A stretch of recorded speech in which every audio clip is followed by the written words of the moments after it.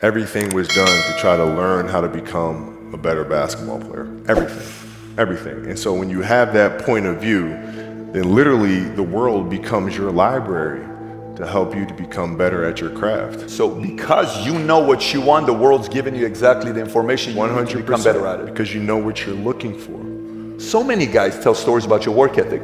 Yeah. What was really your work ethic like, and for how long did you stay disciplined? Well, I mean, every day. I mean, since 20 years. I mean, it was an everyday process and trying to figure out strengths and weaknesses. For example, jumping ability. Man, my vertical was a 40, it wasn't a 46 or a 45. My hands are big, but they're not massive, right? So you got to figure out ways to strengthen them so your hands are strong enough to be able to palm a ball and do the things that you need to do. Quickness, I was quick, but not insanely quick. I was fast, but not ridiculously fast, right? So I had to rely on skill a lot more. I had to rely on angles a lot more. I had to study the game a lot more. And but I enjoyed it though. So like from the time I can remember when I started watching the game, I studied the game and it just never changed.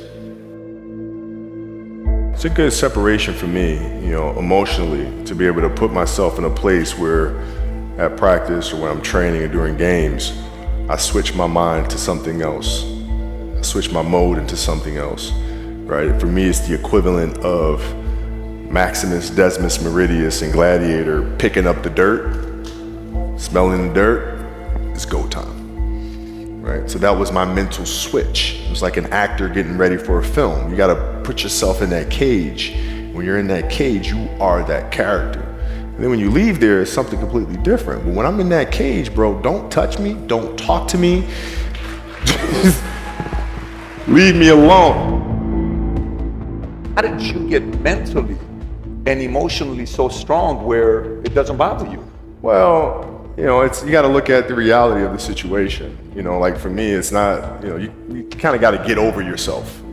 It's not about you, man. Like, okay, you feel embarrassed. You're not that important. Like, get over yourself. That's where you go. Get over yourself. Right? Like you're worried about how people may perceive you and like you're walking around and it's embarrassing because you shot 5 air balls.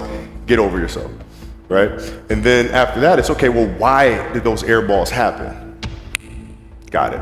High school, year before, we played 35 games, max, right? Week in between, spaced out, plenty of time to rest. In the NBA, it's back to back to back to back to back to back to back. I didn't have the legs. So you look at the shot, every shot was online. Every shot was online, but every shot was short. Right? I gotta get stronger. I gotta train differently. The weight training program that I'm doing, I gotta tailor it for an 82 game season so that when the playoffs come around, my legs are stronger and that ball gets there. So I look at it with rationale and say, okay, well, the reason why I shot air balls is because my legs aren't there. I go, well, next year they'll be there.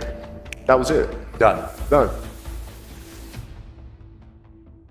Were there some names that you looked at and says, these 3 guys are as crazy as I am? At the time, I deal with what I've referred to as Goat Mountain. I went to Goat Mountain and I talked to Magic, Michael, Bird, Hakeem Olajuwon, Jerry West, Oscar Robinson, Bill Russell. So I would talk to them. What did you do? What were your experiences? Michael in particular, he's become my big brother. He's been my big brother since I first came in the league. And what was that process like? So I went to them and started understanding the ins and outs of the game and how they approach things and their level of detail and obsessiveness. And that's what I did.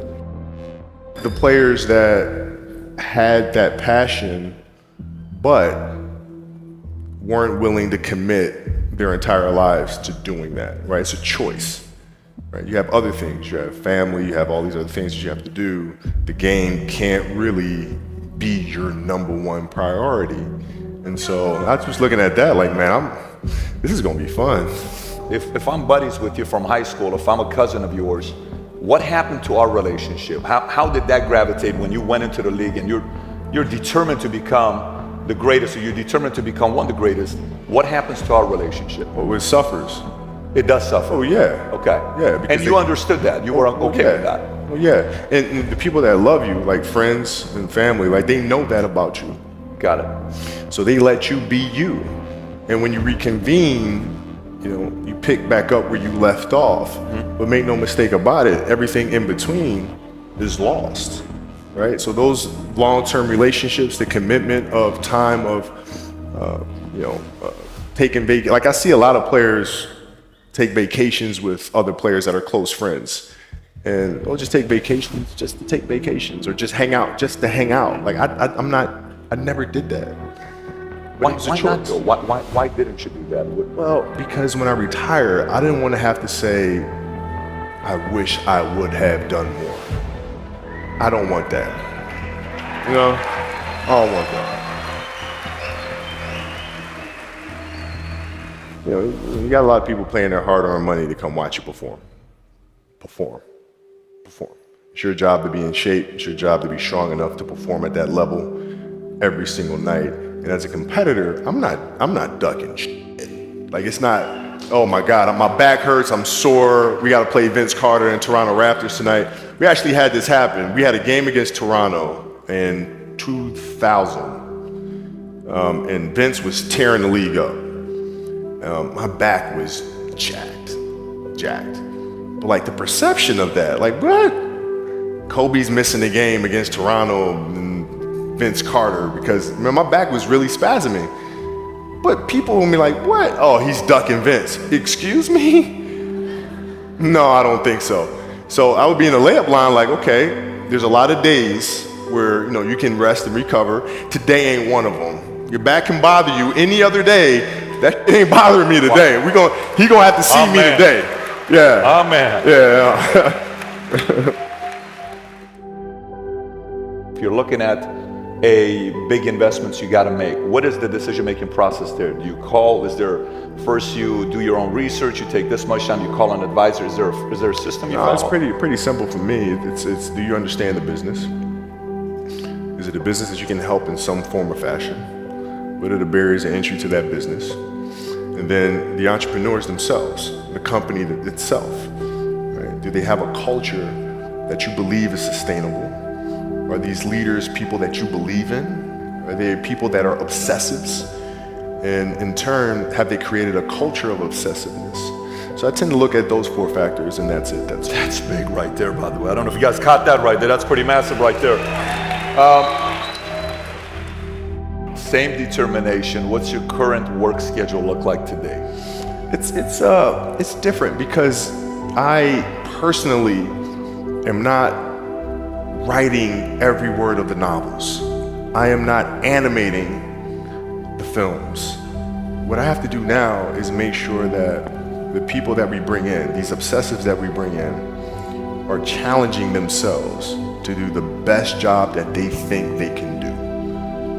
That's what I'm there for, is for them to constantly look in the mirror and self-assess and challenge themselves.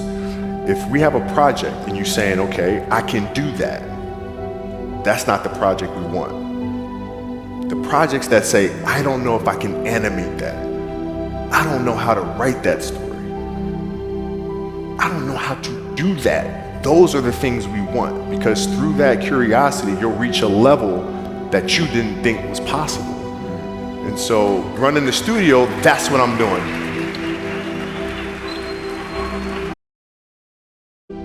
You're playing against the Golden State Warriors. Score is 107-109. You guys are close to getting into the playoffs. You know exactly what happens in the game. You go up, you're about to take your shot, and then all of a sudden, boom, Achilles happens, right? He went and hit the free throws, and then you walked off the stage. Yeah. You got the surgery done. I went in the trainer's room, my kids are in there, and they're looking at you and stuff, and I'm looking at them, and I'm like, it's all right, Dad's gonna be all right. It'll be fine. It'll be all right. It'll be all right. It'll be all right. As a parent, you gotta set the example. You gotta set the example. This is another obstacle. This obstacle cannot define me. It's not gonna cripple me. It's not gonna be responsible for me stepping away for the game that I love. I'm gonna step away on my own terms. And that's when the decision was made that, you know what, I'm doing it. Doing it. You're a freaking beast, bro. Hey.